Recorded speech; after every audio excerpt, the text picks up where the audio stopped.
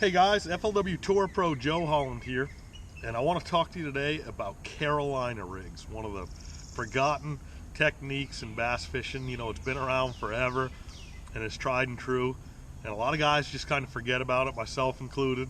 I found a newfound love for it, and I want to share some tips that I've learned from fishing it and talking to other guys, and just stuff I've picked up over the years. I'm going to show you the simplest Carolina rig out there. This is the way I throw it, and I'll tell you why. All you're going to need is 4 components, plus your line, obviously, and your bait. And the 4 components are, you're going to need a hook, a weight, a swivel, and a bobber stop. And I keep it that simple. Now my weight, I don't mess around with like the glass beads and the clickers and stuff like that, because honestly, I don't really think they work unless you're in really hard gravel or maybe a rocky bottom. Otherwise, you know, if you're throwing it in silt or if you're throwing it in soft sand or any kind of soft bottom or around grass, I don't really think that stuff's working together. I think you get the silt or the sand in between, and it's not really loud. I don't believe in it. But what I do believe in is the rattle inside the weight. You know, there's nothing that's getting inside there to stop that thing from rattling. So this is a brass rattle weight made by Gambler Lures, and they make them from 1 ounce down to 3/16, and you listen to that. That actually has the rattle in the weight. So if you want to get something with sound in it, you know, to bring some fish or get a little bit more attraction, that's what I use and that's what I recommend. So the way I rig this thing, what you're going to use is some bobber stops. And you thread your line through the little hole. This is how you use these, and then you pull your bobber stop on there. So that right there, that's going to keep my weight in line. Now you could use 2 of those and get rid of your swivel and put your weight in between, but I do like the swivel. I like having the swivel in there to keep your bait from getting twirled around too much or twisting your line, and it really keeps your weight where you want it. So I'll throw that on there. Next thing I do is I thread my weight on. See, now that weight can't go any further down the line because I got that bobber stop on there. Next component's going to be your swivel.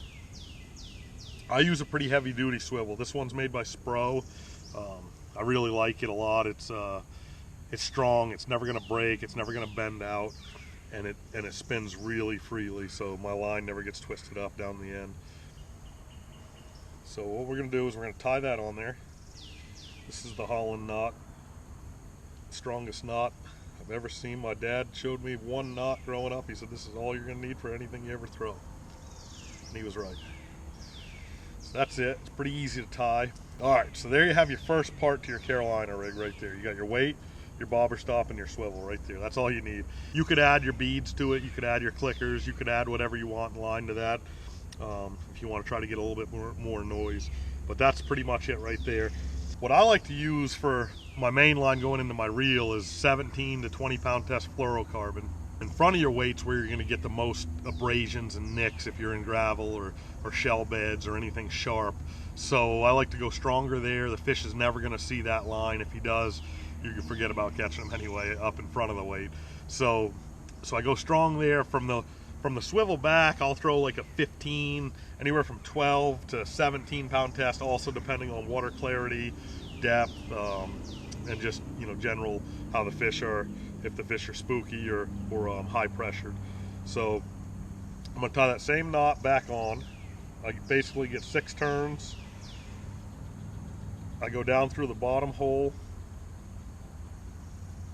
pull it a little bit tight, and then back up through the top hole. So that's all you need to do right there. Wet it down so there's no friction on your fluorocarbon. There you have it. Pull it tight and trim that baby off. All right, and then the length of your leader. Now this is dependent on a lot of different factors. So, you know, if you're fishing deep, clear water, you want to get that bait a little bit further away from your weight and hopefully get it off the bottom a little bit. So you might go with a little bit longer leader there. If you're in really thick vegetation, you know, you're dragging grass beds, offshore grass beds and stuff like that, maybe a little bit shorter one. Totally depends on how pressured the fish are, you know, the size of the fish you're going after, what you're using for a bait. And, you know, typically a 3-foot leader is really popular for most presentations. I like one in the 3-foot range. I've never really thrown like a 6-foot leader like some guys will throw for big smallies out in the big open water, you know, for those really long drags. But 3 foot, 2 to 3 foot's pretty well standard. That'll get you what you need. And then I'll throw the offset shank worm RB Gamakatsu hook. Seems to do the job really well. Pegs them, gets them pegged, holds the bait. I throw like anywhere from a 3 to a 5/0 depending on what bait I'm using. And then that's the same knot through there. About six spins on that. You can wet it down ahead or after. Pull it tight. Leaves a little top loop there. Go back through the top loop after you've gone through the bottom one. It's a really simple knot, and it's the strongest knot I've ever seen for any kind of line or lure. And then trim it tight, and there you have it. So that's your Carolina rig right there. Super simple, quick to tie, easy to use. That's all you need to do right there. Now, as far as your leader line, you know, there's a lot of discussion out there. A lot of guys like to use mono. That's kind of the old guard is mono no matter what, whether you're running braid as a main line or fluoro or mono as a main line. And then your leader line, they like to use mono because a lot of guys think that it floats. But I don't believe that, especially once you get your hook and your bait on there. Unless you have something that's specifically made for floating as a bait, it doesn't float. So what you could double check that for yourself. You can watch other YouTube videos or just go out like I did and put mono on one and fluoro on another, put them next to each other. You could tie 2 off the same swivel and see if one is any different than the other. They're not. It's the same thing. So get yourself a better line like a fluorocarbon that's going to be less visible to the fish. It's going to have less stretch than mono, and it's just an all-around tougher and better line out there. So that's what I use for my leader line as well as fluorocarbon.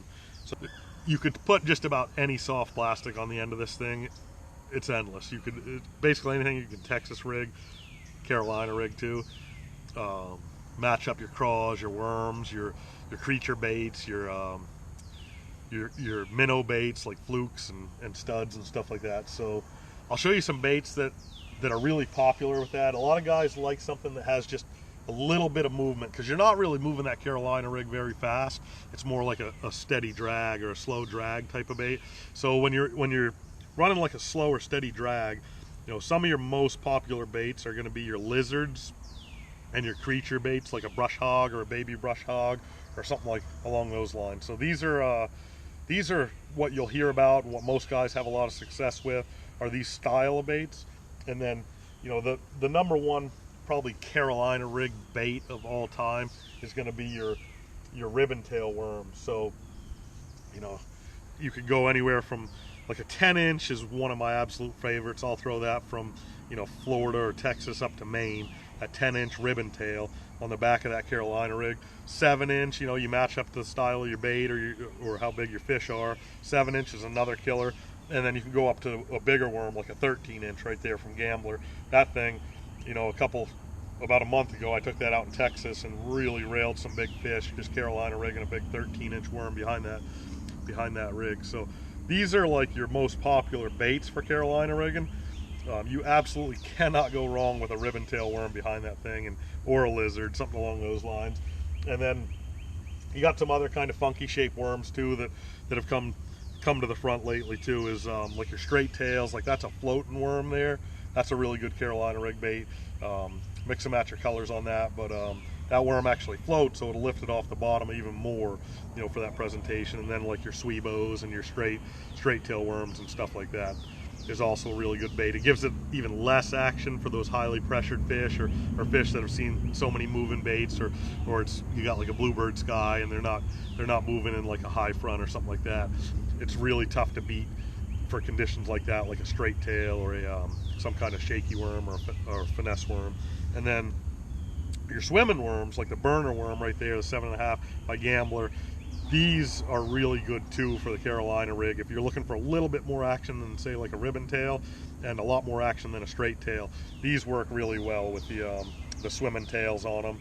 And just a good profile on that bait. There's a little bit smaller one right there. So you can, those are some of the options. You know, it's endless when you're out like on Champlain. I recommend like a craw, or you could even Carolina rig a tube if you want. And those are the baits. That's how I rig it. I like to throw it on a 7-foot 3 or longer rod, and it's important to have a good parabolic bend on that rod. So you want something that's got some bend to it, and at least 7.3, maybe 7.6. I've gone as high as 7.11, depending on how deep I'm throwing it. So yeah, so the rod's important to drive that hook home at that distance, but you also want a little bit of sensitivity too, because it's not just a dead stroked hit like you get when you're throwing a jig. A lot of times you don't feel just a thunk, it's like a steady pull, because they've picked up the bait before they get to the weight. You're feeling the weight more than you are the bait. So it's important to have a rod that's going to have a long hook set.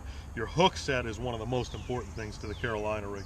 It's not a just snap pull like you're trying to drive home a jig hook, or you're pulling a spinner bait or any moving bait where you can just pull as hard as you can, you know, and a quick pull. What you're going to want to do is reel down into that fish, and you're basically picking up the line and all your slack to that weight, and then it's a long steady pull as hard as you can into that fish, and that picks up the weight. The weight's got to come off the bottom first to set that hook. So if you just give a snap like that, all you're gonna do is pick up the weight, and you're not gonna drive that hook home. But if you give it a long pull, it drives that hook home and starts to pull against the fish. So that's your hook set on a Carolina rig.